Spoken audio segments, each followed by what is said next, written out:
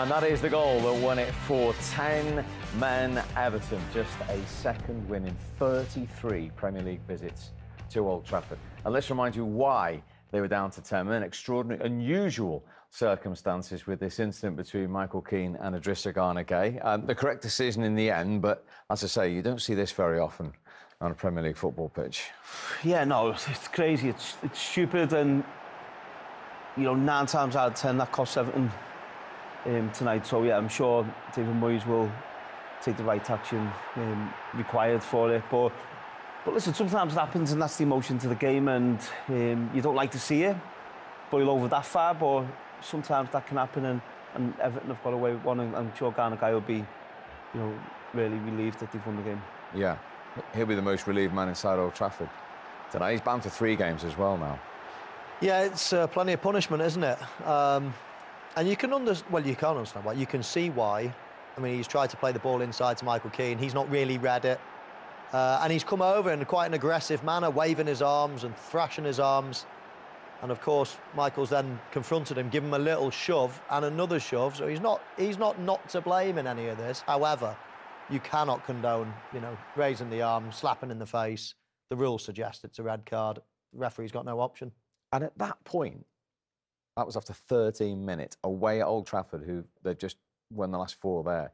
Who would have predicted a 1-0 Everton win?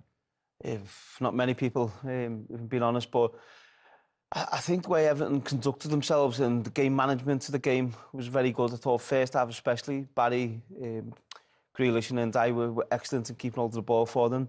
Dewsbury Hall as well, and second half the work rate of the whole team. You know, the United were pushing them back and probably forcing it a bit too much, and Michael Keane and Tarkowski were editing everything out, and O'Brien as well. So I think it played into Everton's hands a little bit, but the work rate and the effort he put in to make sure they got the win was excellent. Do you know what I've often thought as well? When teams go down to 10 men, a lot of managers go and take off their maverick player, their sort of skillful player that might be able to do something. I think in this situation, a lot of situations, they're actually the best players to keep on. You know, someone like Jack Grealish, give him the ball. He never loses the ball. He wins free kicks. He gains ground. He takes the sting out of the game. And Ndiaye the same. You know, and I just think that David Moyes needs a good deal of credit there, because, as I say, lots of people, all right, 10 men, let's take off the striker, let's take off the wide man, let's put another midfielder in or another defender in. But no, he kept some of the players that, you know, because you cannot, I know they've defended for a lot of the game there, but you cannot just sit on the edge of the box. You've got to have some form of threat. And leaving players like Dewsbury Hall on and some of those creative players actually worked in their favour, because they're the ones that give you a bit of a breather. So I thought David Moyes deserved a lot of credit there. And of course, he brings 1 or 2 players off at the end, bit of fresh legs. I get that. But I thought he did really well to keep the influential ball carriers on the pitch. Yeah, no, I completely agree. And I think when you're seeing them going down with knocks and cramp and shows how much work they put in. But if you're just sat on the edge of your box, 9 times out of 10 you can see the goal. But the amount of free kicks Grealish won and Ndiaye keeping hold of the ball, I think Moyes, maybe a few years ago, will have taken someone off, but he's just used all his experience there, I thought, tonight. OK, let's go live to Old Trafford. Let's talk to James Tarkowski. He's got a big smile on his face, understandably so. Good to see you, James. I mean, what an effort. What a result that is. Yeah, absolutely unbelievable. It made it a bit difficult for ourselves, but some performance, showed bravery, determination, fighting spirit, and yeah, massive result that. You did make it difficult for yourselves. What was your reading of the situation of the red card? I didn't see it. I was walking away, to be honest. But then listening to Garner's just spoke after the game and apologised. And Garner's a very experienced player and very competitive and played at top level. And he's accepted that he's made mistakes. And he's made a mistake tonight. And Keano's accepted the apology. But we moved on from it quickly and played unbelievable, and so did Keano, to be fair, to deal with that and then crack on. Yeah, absolutely, because a lot of other teams would have let that affect them, but almost galvanised you tonight. Yeah, he did a little bit, yeah, he did. Also, the game plan changed a little bit. We didn't want to dominate the ball a bit more than that, but defended unbelievably. Jordan made 2 or 3 massive saves, but then still had a bit of time on the ball. The goal was a good bit of play and then a great finish from Kiernan. And we had to try and get just a bit of time on the ball and a few spells just to kill the game a little bit, because otherwise we would have defended for the rest of the game. James, it's Michael Owen. Well played tonight. I'm just wondering, you know, when you go down to 10 men like that, and as a defender, does that actually almost focus your mind even more? Because you can't go out and play like you would have with 11 men, but you've almost focused your mind and then used your creative players sparingly. I thought it was a tactical, masterclass really from you guys. Yeah, it probably makes the game plan simpler, really. We know we're going to have to defend and stay narrow, make the ball go wide, and I think me and Keano love defending our box, and we sort of thrive on that, so it made our job a bit easier. And then we knew we had to give the ball to our creative players still, find the midfield four, hope that Barry or Beto held the ball up when it went into them, and I thought that everyone did a job tonight, and our creative players, when we needed them, created that chance to get the goal. Hi James, Wayne Rooney. I just want to, on your creative players, on your Grealish, on your Njai, and Barry, who has had a lot of stick this season, I thought his hold-up play was excellent, and they were really important both when they got the ball, winning free kicks, but also the work rate he put in, getting back defensively, obviously to help you guys out. Yeah, we needed them at both ends of the pitch. Some massive moments at the back post from Jack, and Illy was working the ball, and like he does, wriggles away from danger, winning fouls. And I thought Barry was excellent. The amount of headers he won, the amount of flick-ons he won, worked ever so hard and gave us a real outlet. And we needed every play. Even I thought when the subs came on, to be fair, late on we're counter-attacking, getting the ball high up the pitch, and it just gives us that little bit of breather, so we weren't defending our box for the whole game. And just finally, I mean, you've got back-to-back wins, back-to-back clean sheets, and you've obviously defied history. You knew the club's record at Old Trafford. You've put that to bed now to move on and get a bit of consistency, momentum. What does it do for that? Yeah, definitely. I think you see the league table, it's ever so tight up there, and we've just got to keep in contact with them and keep picking up points. We've got a real big run of games now, and then we can look forward to the weekend and hopefully keep picking up wins and stay right. That is James Tarkowski live from Old Trafford, who was talking about that goal from Keane in Dewsbury Hall.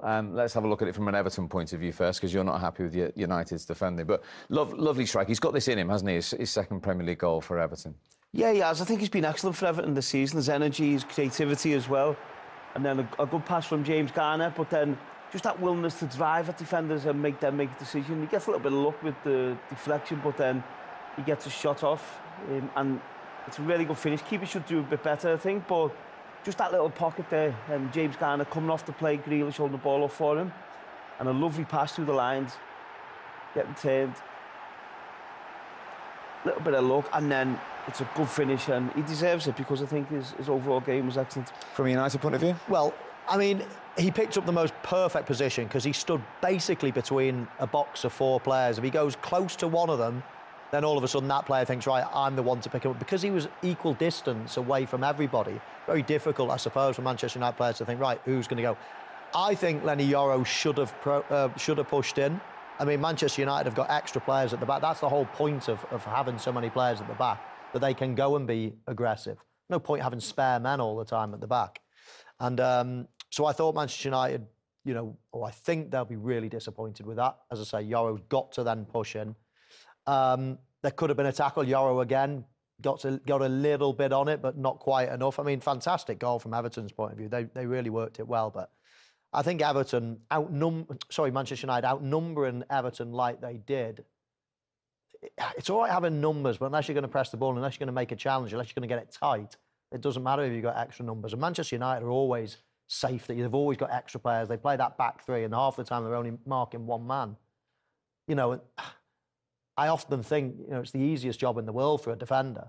You have one man, you've got to mark, with three players, you've got to mark them. And as soon as anyone comes near you, you still don't go even, and close them down.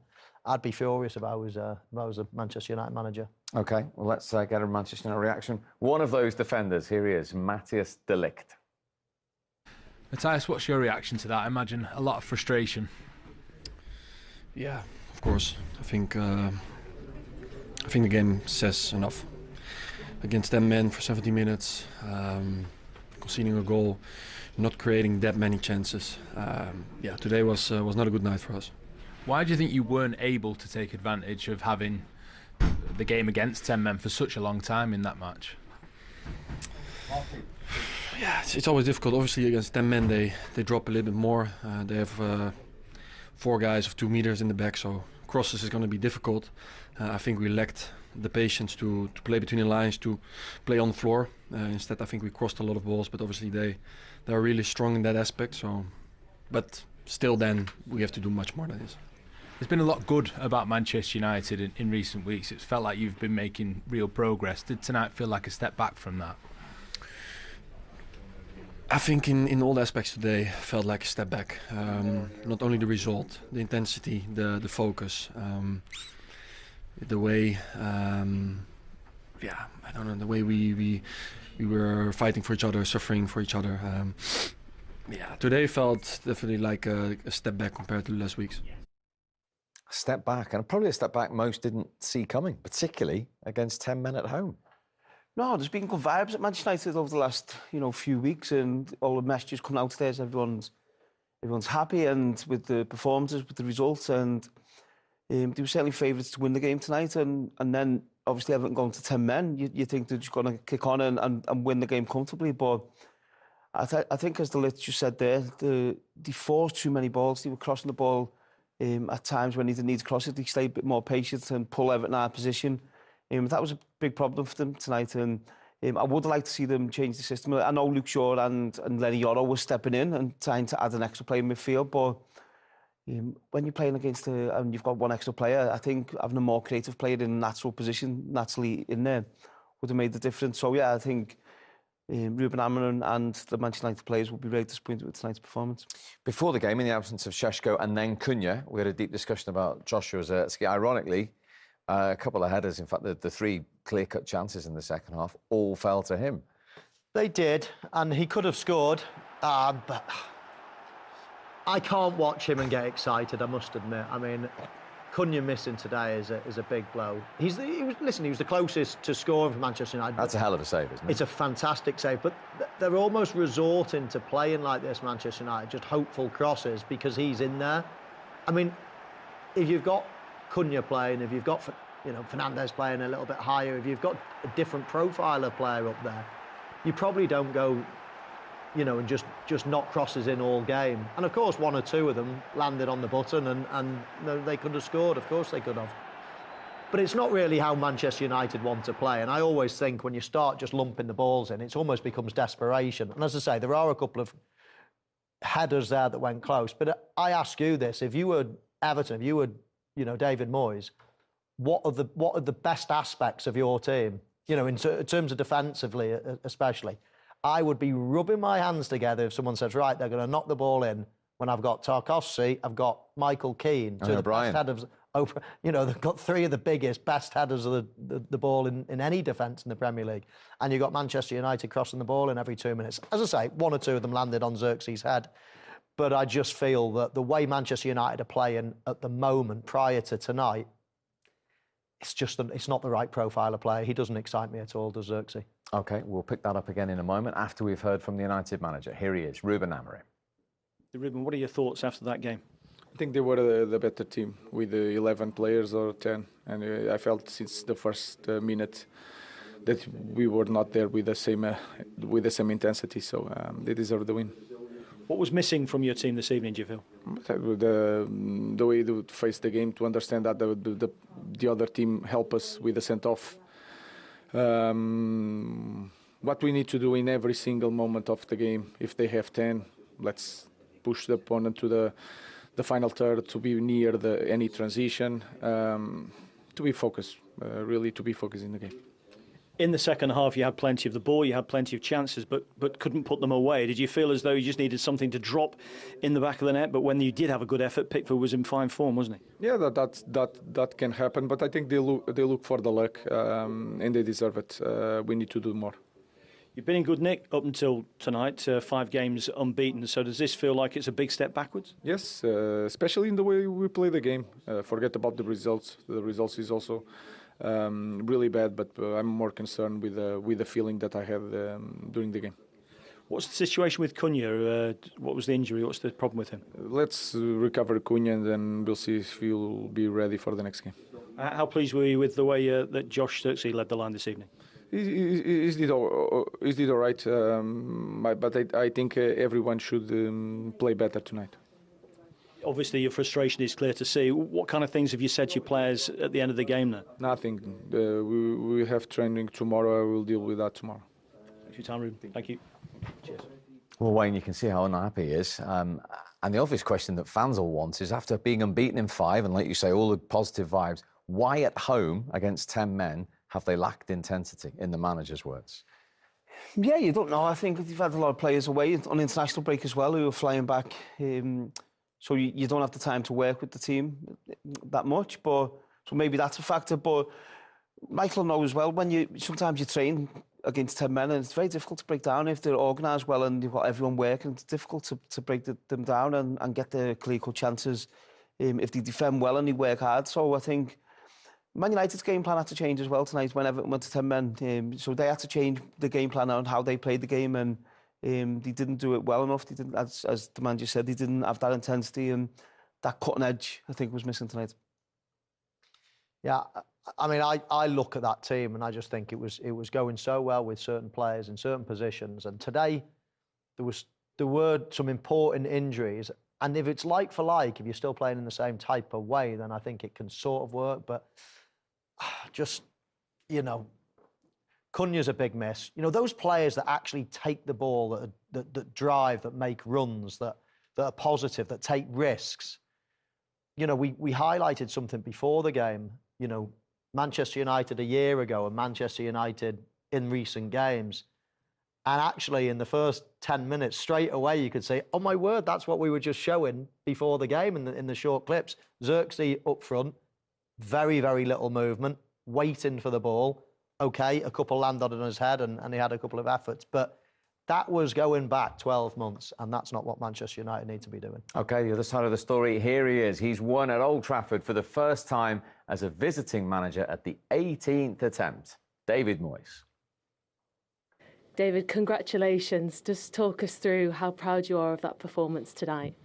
Well, incredibly proud of the players and the supporters here today because we've had so many encounters here, we've not got a result. We've come close a lot of times, but not quite been able to go over the line. But tonight, incredibly, we got over the line with 10 men, which was probably the hardest way to get a good result here. Just talk me through your feelings when that full-time whistle went. Well, I felt actually for all the supporters who had made the journey, and obviously for long parts of the game we had to just sort of sit in and defend. I thought we started the game brilliantly well, passed the ball well, looked quite comfortable in lots of things we were doing, and then we got the sending off, which meant the sort of game changed.